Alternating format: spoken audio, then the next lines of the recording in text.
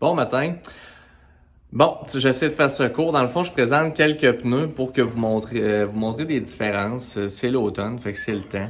Je commence par lui. Vous m'entendez tout le temps parler de lui, mais je vais tomber tout de suite aux autres. Tu sais, je veux pas avoir l'air du gars qui s'acharne sur Yokohama, puis à chaque fois vous me voyez, vous dites « Hey, il a l'air d'avoir juste donné du Yokohama, lui, il est Yokohama, il est vendu. » Écoute, on a 35 marques ici, là. On en met souvent, c'est un bon qualité-prix, mais en même temps, t'es pas obligé, tu sais.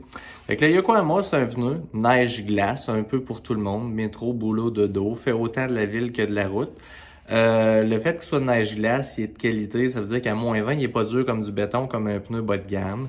Comme je vous dis, le prix est bien situé. Il est un peu dans la moyenne très basse des hauts de gamme, très facile, très tentant. Rebelle Bossard de 70 comme bien des pneus, tous les marques connues. Fait que ça, vous le connaissez, ça use assez bien, c'est fiable, ils sont pas toujours en train de changer de modèle puis être bipolaire.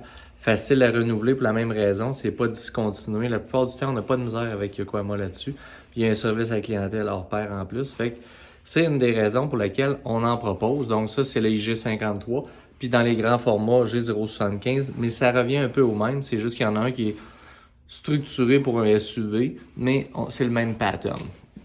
On voit ici, ça, une nouveauté des dernières années. Donc, on parle d'un Continental XTRM stud, ça veut dire clouté. Il y a une version pas stud, donc la version non cloutée, mais dans la version non cloutée, ben, c'est un excellent pneu, mais celle qui m'excite, entre guillemets, c'est celle cloutée parce que là, on est rendu comme dans le haut de gamme du clouté. On parle d'une affaire agressive. Là, il aurait dû y donner un nom de félin. C'est vraiment intéressant. Puis si vous voyez de proche, les clous, c'est comme des étoiles. Ils ont un type de clous qu'ils ont essayé de faire pour améliorer justement la traction et la durabilité. Donc la pointe est... il est peut-être pas aiguisé, je sais pas comment vous dire ça, mais on veut essayer de gagner une traction tout le temps sur le long terme. Puis c'est comme j'ai dit souvent, c'est des pneus pré-cloutés. Donc à l'usine, c'est ça qu'il faut. Un pneu clouté à mitaine par un gars en ville qui est écœuré, puis que le quatrième, il pose tout croche. Ça fait des clous qui sortent, puis au bout de 2 ans ou 1 an, il n'y a plus de clous dedans. C'est pas ça qu'on veut, là. On paye des clous, on paye cher.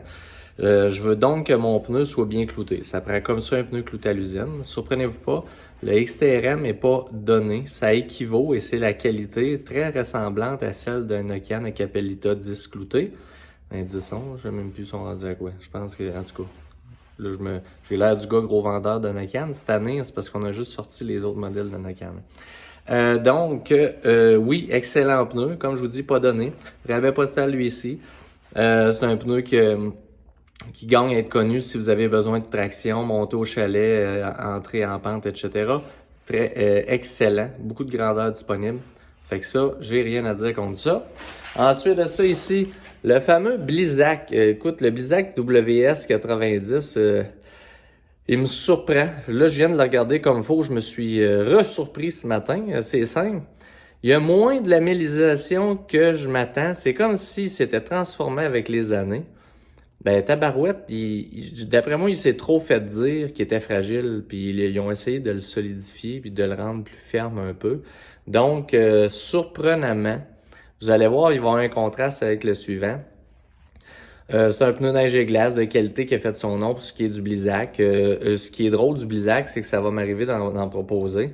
Mais c'est surtout que sont un peu bipolaires sur les grandeurs. Donc, dans certaines grandeurs, le prix est un peu cher. Dans d'autres grandeurs, on dirait une erreur de prix. Il est comme vraiment pas cher. Fait qu'avec les grandeurs, on s'ajuste. Ça peut arriver que le Blizzak devienne meilleur, surtout dans le camion SUV. Je t'ai vu des grandeurs atrocement sous le prix de d'autres marques, d'autres grandes marques. Fait que ça peut devenir intéressant comme ça. Fait qu'il faut vérifier à chaque fois.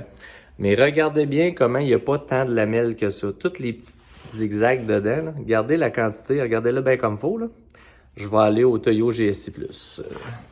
GSI6. Et voilà.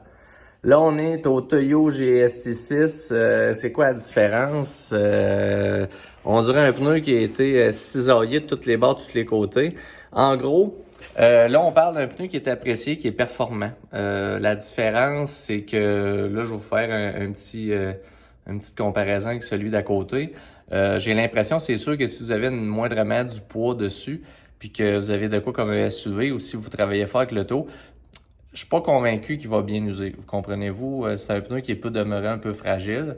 Par contre, ça fait un pneu qui est quand même très dominant sur une glace. Parce que, je veux dire, quand on fait de lamellisation, je sais pas c'est quoi le terme que je pourrais vous dire, là, mais quand on a énormément de travail, de fendillement, puis de tout ce qu'on peut mettre pour faire une espèce de structure malléable, et que le pneu fasse l'effet ventouse sur glace, ça fait vraiment un pneu intéressant en hiver, surtout sur voiture légère. Donc, c'est un pneu qui est excellent si vous voulez pas de clous puis que vous voulez que votre auto ultra légère fonctionne bien.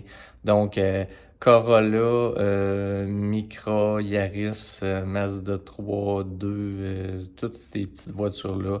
Des petits, tu sais, les fameux mini SUV, donc il n'y a rien de SUV là-dedans, HRV. Tu sais, à partir du moment où l'auto est légère, elle a besoin d'une lamellisation élevée, puis que ça travaille au sol le plus possible, Honda Fit, toutes sortes d'affaires de même. Ça prend des pneus comme ça. Comme le IG53 de Yokohama, ça va bien. Ou se lancer d'un clou si vous n'avez pas de restriction de stationnement. Ou le Toyo GSI6. Comme je vous dis, le Blizzak, je le propose dans certains cas quand le prix est bien situé.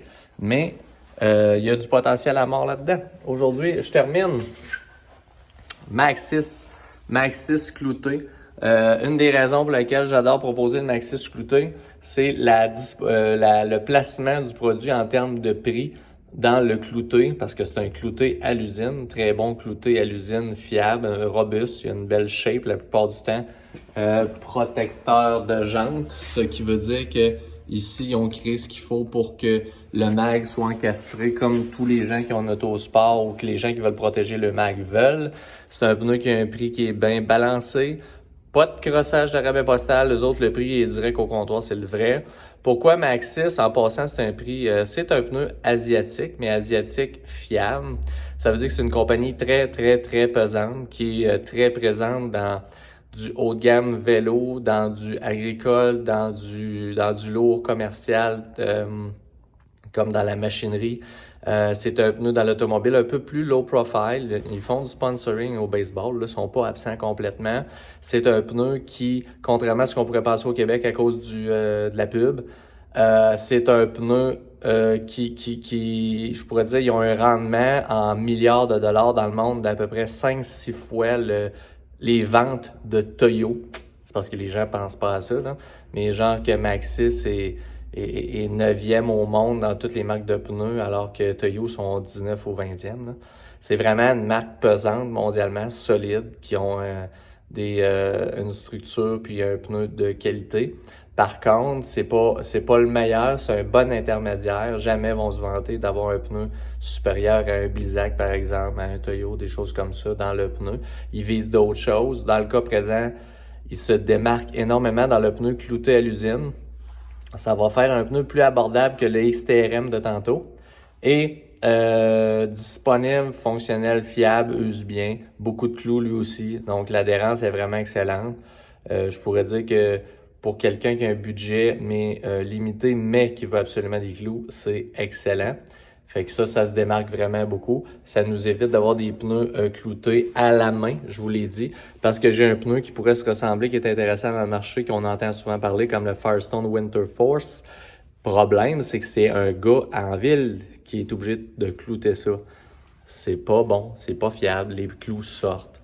Donc, c'est ça l'idée. Il y en a d'autres dans le clouté à l'usine, qui sortent, mais je les trouve moins intéressants que lui, soit à cause du prix, comme le nouveau Michelin, soit à cause que lui, je le trouve mieux, mais c'est à mon goût à moi, parce que même Toyo a une version cloutée, mais elle m'impressionne pas autant que celui-là.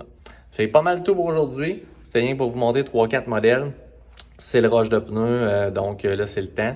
Si vous voulez, c'est des marques qui ont quand même tout du bon volume et avec votre grandeur, on ne sait jamais. Prenez pas de chance, contactez-nous. Si vous voulez vraiment qu'on vous en choisisse ou que vous en voulez, vous voulez pas perdre votre place, ben garde, vous nous le dites, Christian, je veux tel modèle, peux-tu me le garder à mon nom? Ben on va le faire venir, on va l'identifier d'avance, c'est ça le mieux. Nos prix sont compétitifs, puis dans les pneus, notre but, c'est justement, on veut pas essayer de faire une longue balle avec les pneus. On veut vraiment que le client puisse s'approvisionner ici parce que c'est beaucoup moins de logistique que quand c'est le client qui arrive avec son stock. D'ailleurs, dans ce domaine-là, surtout qui se fait mal conseiller souvent. Allez, merci beaucoup. Salut!